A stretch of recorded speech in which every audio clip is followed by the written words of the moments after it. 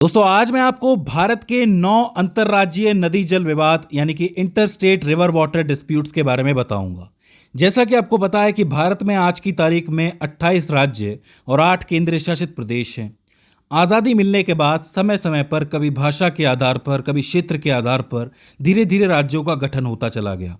अब जाहिर सी बात है, आप ज़मीनों को बांट सकते हो, लेकिन जो नेचुरल रिसोर्स है जैसे कि नदी का पानी है, वो तो जिस तरह बहता है वैसे ही बहेगा। आज भी वैसे ही बह रहा है। तो ऐसे में बहुत सारी ऐसी नदियां हैं जो 2 या 2 से ज़्यादा राज्यों से होके बहती हैं। अब अगर उन राज्यों के बीच में उस नदी के पानी को लेके कोई झगड़ा होता है, उसे ही अंतर्राज्यीय नदी जल विवाद या फिर इंटरस्टेट रिवर वाटर डिस्प्यूट कहा जाता है।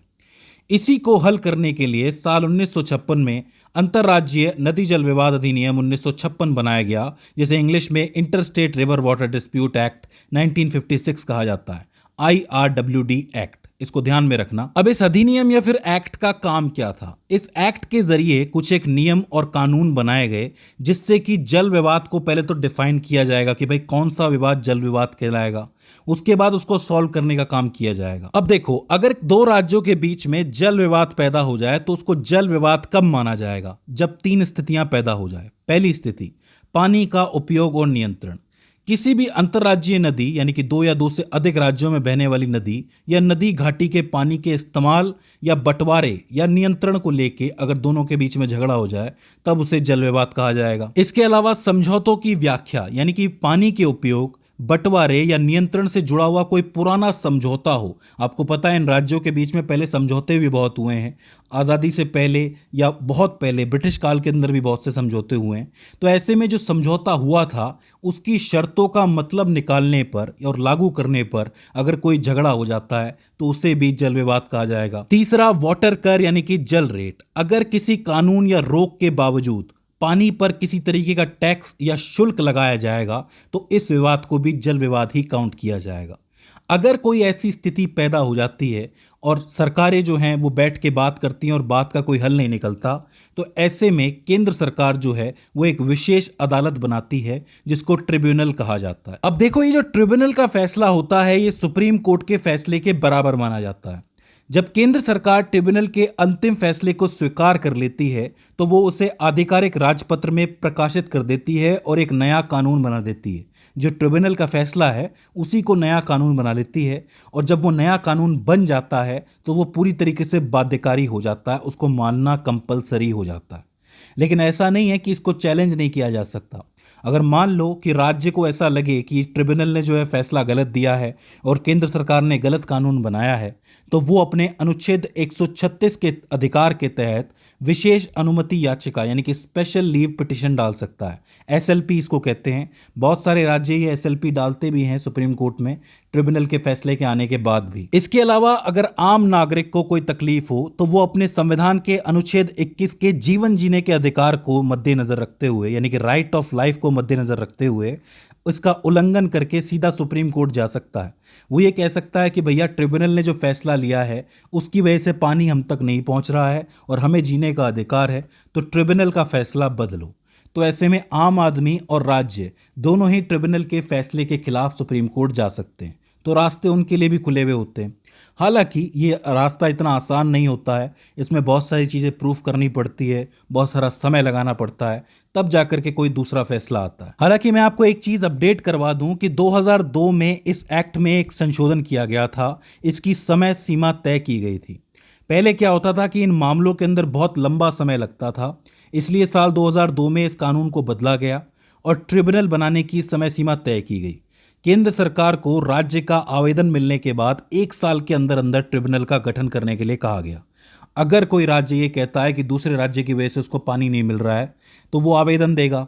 आवेदन मिलने के 1 साल के अंदर अंदर ट्रिब्यूनल का गठन होना चाहिए। फैसला सुनाने की भी समय सीमा तय की गई। ट्रिब्यूनल को यह कहा गया कि भैया आपका जैसे ही गठन हो जाए तो गठन होने के 3 साल के अंदर अंदर आपको अंतिम फैसला यानी कि अवार्ड सुनाना होगा, जिससे कि सारी परिस्थितियां काबू में आ सके। क्योंकि अगर आप 5 साल, 6 साल, 8 साल का वक्त लोगे तो क्या सालों तक लोग परेशान होते रहेंगे पानी के लिए? इसलिए ये समय सीमा तय की गई साल 2002 के अंदर। अगर वर्तमान स्थिति में आपको बताऊं तो साल 2020 तक भारत में ऐसे टोटल 9 ट्रिब्यूनल बनाए जा चुके थे जिन्होंने अपने फैसले भी दिए थे।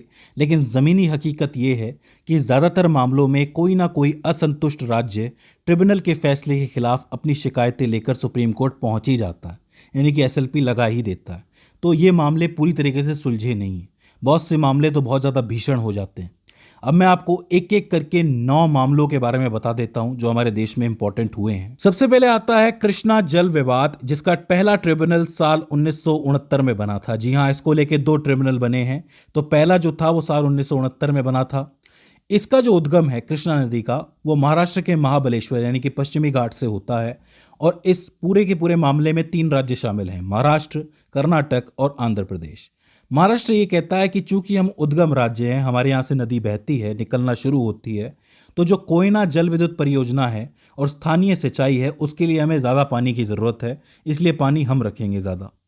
कर्नाटक ये कहता है कि मध्य बेसिन के राज्य हैं हम लोग, यानी कि बीच में आते हैं हम लोग, और उत्तरी हिस्से में जो कर्नाटक का उत्तरी हिस्सा है वहाँ पर सूखा पड़ता रहता है, इसलिए वहाँ पर सूखा बचाने के लिए, सूखे से बचाने के लिए हमें ज़्यादा पानी की ज़रूरत है। और आंध्र प्रदेश ये कहता है कि चूंकि हम सबसे निचला राज्य हैं और जितना भी कृष्णा डेल्टा है, कृषि का पूरा यहाँ पर बना हुआ है, वो सब कृष्णा के पानी पर डिपेंड करता है। इसलिए अगर आप ऊपर बांध बना लोगे जल विद्युत परियोजना के लिए और अगर कर्नाटक पानी रख लेगा सिंचाई के लिए, तो ऐसे में हमारा क्या होगा, पूरा का पूरा डेल्टा सूख जाएगा। तो ये विवाद था। दूसरा जल विवाद था गोदावरी जल विवाद, साल 1969 का है, उसी टाइम का है। ये जो नदी है वो महाराष्ट्र के नासिक के त्र्यंबकेश्वर के आसपास से निकलती है और इसमें 5 राज्य शामिल थे, महाराष्ट्र, मध्य प्रदेश, ओडिशा, कर्नाटक और आंध्र प्रदेश। महाराष्ट्र, मध्य प्रदेश और ओडिशा का कहना यह है कि महाराष्ट्र मुख्य उद्गम स्थल है और मध्य प्रदेश और ओडिशा इसके प्रमुख सहायक नदियों के जल ग्रहण क्षेत्र हैं, यानी कि जल ग्रहण क्षेत्र मध्य प्रदेश और ओडिशा के अंदर है, जिन्हें अपने स्थानीय विकास के लिए पानी की ज़रूरत पड़ती है। तो इन 3 राज्यों का कहना यह है कि सबसे ज़्यादा पानी हमें मिलना चाहिए। कर्नाटक का कहना यह है कि गोदावरी नदी घाटी बेसिन जो है उसका कुछ हिस्सा कर्नाटक की सीमा में आता है, जिससे वह अपने हिस्से के जल उपयोग की मांग करता है कि थोड़ा हिस्सा जो है बेसिन का हमारे पास भी है, इसलिए हमें भी पानी चाहिए। और आंध्र प्रदेश हमेशा की तरह वही कहता है कि हम सबसे अंतिम राज्य हैं, नदी हमारे पास बह के आती है, डेल्टा बनाती है, कृषि वाला एरिया है, अगर आप पानी नहीं दोगे तो वो सूख जाएगा। स्पेशली जो पोलावरम क्षेत्र है उसमें बहुत ज्यादा नुकसान होगा, पुरानी सिंचाई का जो एरिया है उस पर सीधा असर पड़ेगा। फिर तीसरा जल विवाद आता है नर्मदा जल विवाद, ये भी 1969 का है, उसी टाइम का है। ये जो नदी है इसका उद्गम मध्य प्रदेश के अमरकंटक पठार से होता है और इस पूरे मामले में मध्य प्रदेश, महाराष्ट्र, गुजरात और राजस्थान राज्य शामिल है। मध्य प्रदेश और महाराष्ट्र की बात करोगे तो मुख्य बहाव जो है वो इसका मध्य प्रदेश और कुछ एक महाराष्ट्र के हिस्सों में देखने को मिलता है। इन राज्यों का कहना है कि बड़े बांधों की वजह से यहाँ पर जो विस्थापन होता है उसके बदले इनको उचित मुआवजा चाहिए, जिसमें बिजली और पानी की सटीक मात्रा चाहिए।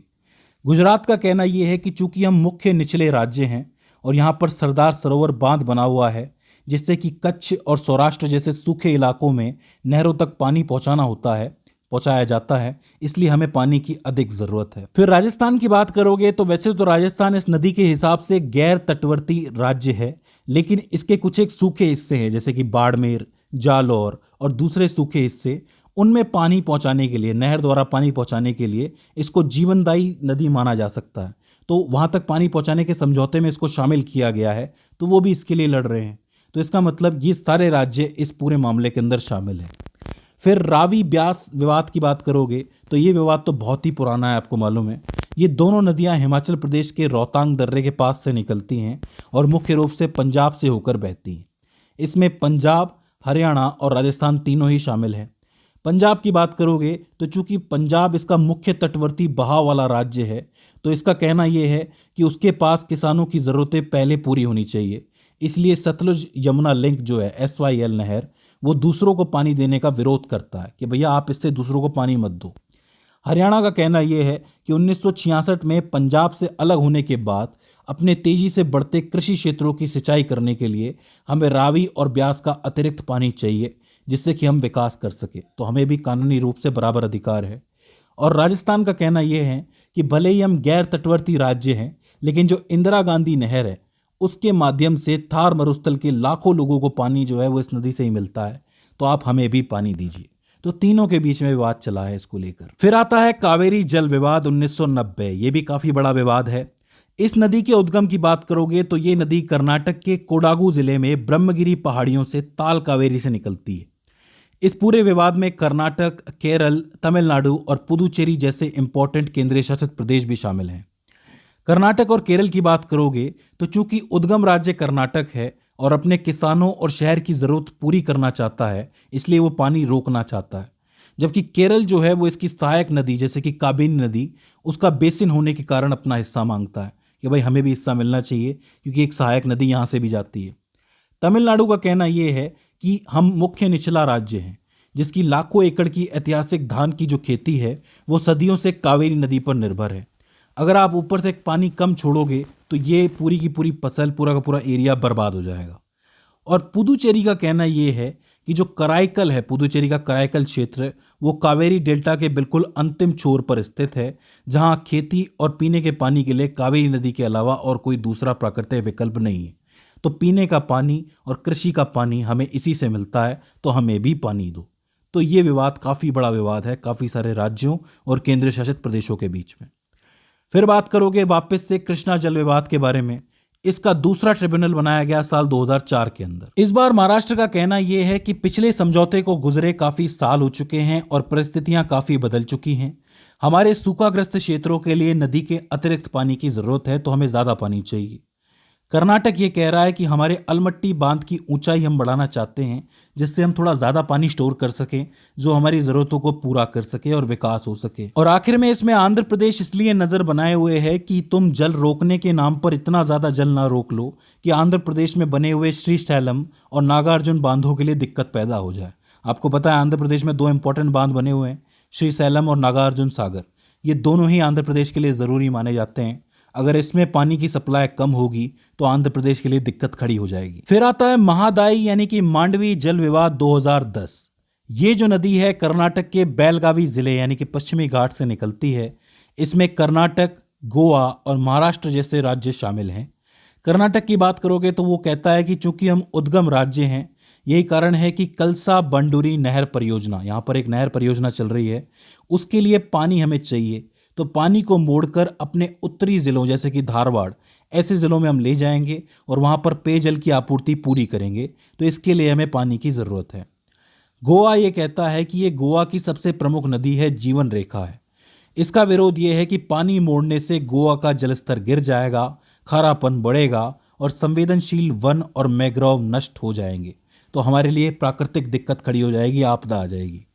महाराष्ट्र इसमें क्यों शामिल है? इस नदी बेसिन का एक छोटा सा हिस्सा, लगभग 7 टीएमसी जलग्रहण क्षेत्र महाराष्ट्र की सीमा के अंदर आता है, इसलिए वह अपने स्थानीय निवासियों के लिए पानी का अधिकार मांगता है। वो ये कहता है कि एक छोटा तो छोटा सही, लेकिन हिस्सा यहाँ से भी गुजरता है, तो हमें पानी का थोड़ा बहुत हिस्सा तो चाहिए।